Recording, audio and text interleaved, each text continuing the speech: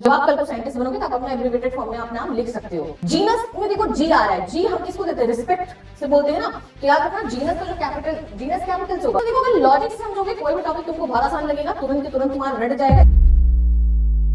हाय बच्चों, it's your biology teacher Nikita Shukla. बच्चों आज हम आपको कराने वाले हैं binomial nomenclature basically with in 5 to 10 minutes. और चलो शुरू करते हैं विदाउट फर्दर डिले।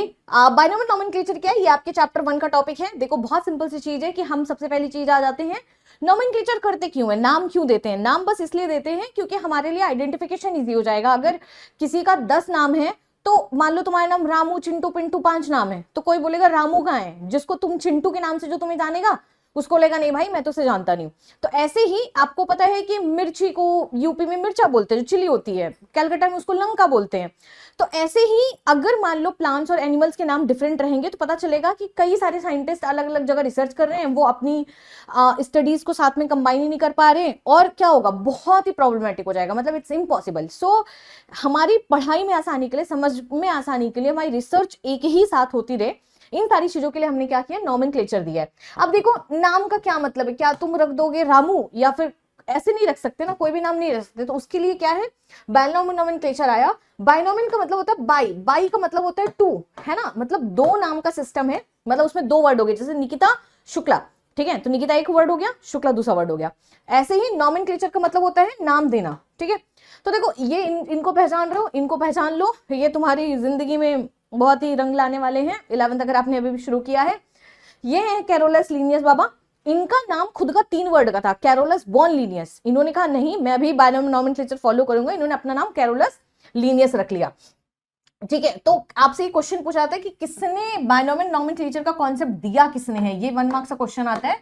तो it was given by Carolus von Linnaeus या कैरोलस लिनियस, ठीक है। ये यहाँ पे आपको बहुत सिंपल चीज है। आइए अब ये देखो, ये जो टॉपिक है, ये टॉपिक को हल्के में बिल्कुल मत लो, इस पूरे चैप्टर में तुम समझ लो, ये प्रिपेयर कर लिए तुम्हारे नीट से लेके आपके स्कूल एग्जाम में, ये तुम्हारे लॉन्ग क्वेश्चन एमसीक्यू सब में आता, बहुत इंपॉर्टेंट टॉपिक है, इसलिए एकदम ध्यान से सुनो। 10 मिनट के अंदर अंदर आपकी 5 मिनट 10 मिनट ये आपको बहुत आपके स्कोर को बूस्ट कर सकती हैं, ठीक है। अब मेरी बात जरा ध्यान से सुनिए कि देखो क्या होता है बायोनोमियल नोमेनक्लेचर है क्या। बायोनोमियल नोमेनक्लेचर बहुत सिंपल सा है कि कोई भी नाम होगा उसके 2 पोर्शन होंगे, एक जेनेरिक नेम होगा, एक हमारा क्या होगा, स्पेसिफिक नेम होगा, ये स्पेसिफिक एपिथेट होगा, ठीक है। सो अब देखिए यहाँ पे हमारे पास क्या है, टॉपर्स फैक्ट है, बट इस पे हम बाद में आते हैं। खैर अभी के लिए तुम कर सकते हो आईसीबीएन, आईसीजेडएन। आईसीबीएन होता है international code for botanical nomenclature, ICZN होता है international code of zoological nomenclature. ये बेसिकली 2 ऑर्गेनाइजेशंस हैं जो कि मतलब अप्रूव करती हैं। अगर तुम प्लांट रिसर्च की हो तो तुम्हें आईसीबीएन में जाना पड़ेगा, अगर तुमने एनिमल का किया है तो तुम्हें आईसीजेडएन में जाना पड़ेगा, ठीक है। ये इंपॉर्टेंट है, इसको याद रखना। अब आते हैं कि बायोनोमियल नोमेनक्लेचर के रूल्स क्या होते हैं, क्योंकि अगर कोई रूल नहीं, कोई कुछ भी नाम रख देगा, कोई अपनी दादी, कोई अपनी आजी, कोई अपनी गर्लफ्रेंड, किसी के नाम में भी तुम नाम रखते जा रहे हो, ठीक है, तो ऐसे तो बहुत प्रॉब्लम हो जाएगा ना।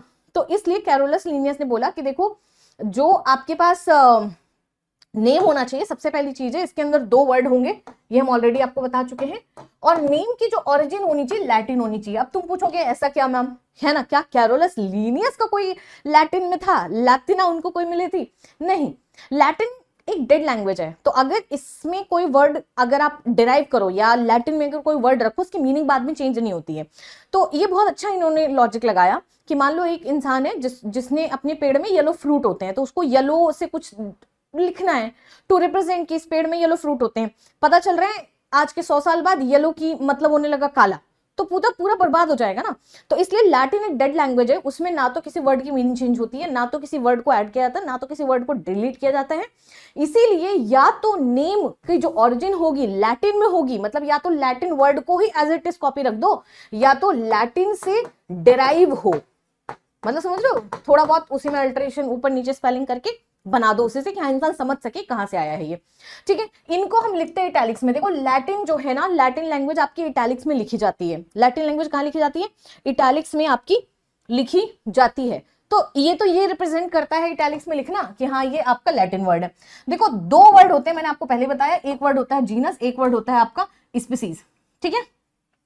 एक वर्ड होता है स्पेसिफिक एपिथेट। जो जीनस होता है वो कैपिटल लेटर से स्टार्ट होता है, जो स्पेसिफिक एपिथेट होता है वो स्मॉल से स्टार्ट होता है। फॉर एग्जांपल जैसे है ये देखो मैग्नीफेरा, मैंजीफेरा, इंडिका। हाँ सो हम क्या बोल रहे थे कि एक एग्जांपल आपके लिए लेते हैं, मैंजीफेरा इंडिका, ठीक है।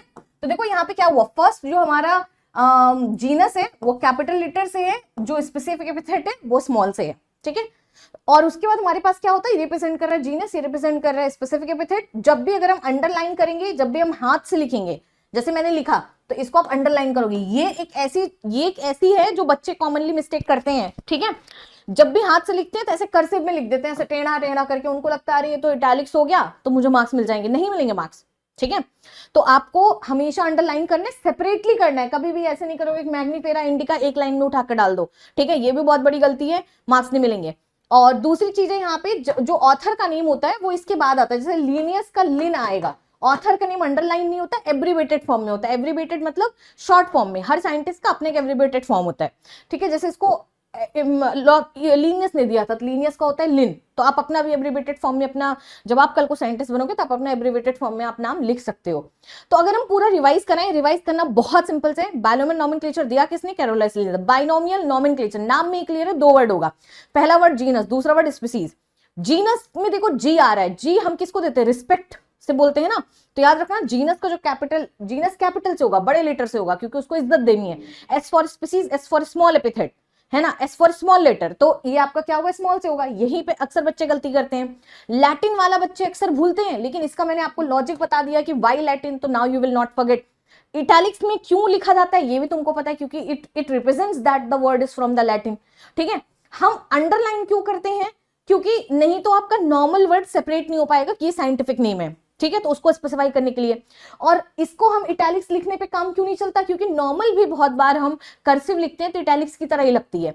टू डिफरेंशिएट, इस वजह से रूल लगा दिया कि नो मैटर तुम किस लैंग्वेज में लिख रहे हो, क्या लिख रहे हो, सिंप्लीफाई करने के लिए इन्होंने बता दिया अंडरलाइन करेंगे, ठीक है। तो देखो अगर लॉजिक समझोगे, कोई भी टॉपिक तुमको बहुत आसान लगेगा, तुरंत के तुरंत तुम्हारा रट जाएगा, इतनी कोई बहुत बड़ी दिक्कत की बात इसमें नहीं है, ठीक है। ये देखो तुम्हारा 2 होमवर्क हम तुमको दे रहे हैं, ये आप यहाँ पे इसको कर सकते हो, ठीक है। और जैसे ही प्रिपेयर हो जाए तो आप मुझे बता देना।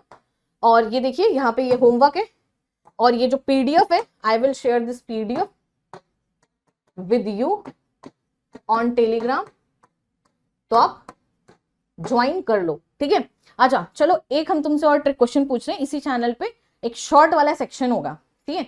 उसमें मैंने कभी रिसेंटली एक शॉर्ट अपलोड किया है कि life is better when mango was, ऐसा करके कुछ भी, उसमें आपको गलती ढूंढनी है, ठीक है। देखते हैं कौन वो मिस्टेक ढूंढ पाता है, इसी चैनल पे शॉर्ट वाले सेक्शन पे है। बाकी अगर आपको वीडियो अच्छा लगे, देखो ये एक नई चीज हम ट्राई कर रहे हैं, मुझे पता है बहुत हेल्पफुल है, लेकिन अगर आप लोग को लग रहा है कि ऐसे और वीडियोस चाहिए तो प्लीज मुझे बता दो, तो हम अपलोड कर देंगे, जिस टॉपिक का आप बताते जाओगे हम करते जाएंगे। देखो तुम एक टॉपिक तुम्हारा वीक होता है, एक टॉपिक तुम्हें प्रिपेयर करना होता है, फिर तुम 4 घंटे का लेक्चर देखते हो, जो कि मतलब नहीं है। तो ऐसे 5-5 मिनट 10-10 मिनट की वैल्यू बहुत ज्यादा होती है, तो प्लीज आप यहां से आप इसको कर लेंगे, ठीक है। और बाकी हम आपको मिलते हैं, tata bye bye, thank you so much. और बैचेस जो हैं हमारी अनअकैडमी पे चल रहे हैं, डिस्क्रिप्शन बॉक्स में तुमको लिंक मिल जाएगा। 667 रुपीज है पर मंथ, जिसमें फिजिक्स, केमिस्ट्री, मैथ्स, बायो सब चल रहा है। और वहां पे अभी भी मैंने एनिमल किंगडम शुरू किया है, पिछले सारे चैप्टर के आपको रिकॉर्डिंग और नोट्स सब मिल जाएंगी, ठीक है। सो लेट अभी भी नहीं हुआ है, जाकर डिस्क्रिप्शन बॉक्स में लिंक होगा, सब्सक्रिप्शन ले लेना, और नहीं तो इसको देखते रहो। और कमेंट सेक्शन में if it helps you little bit, please comment drop कर देना, because I am looking really for some motivation. Okay, bye bye, thank you so much. Unacademy. Let's crack it.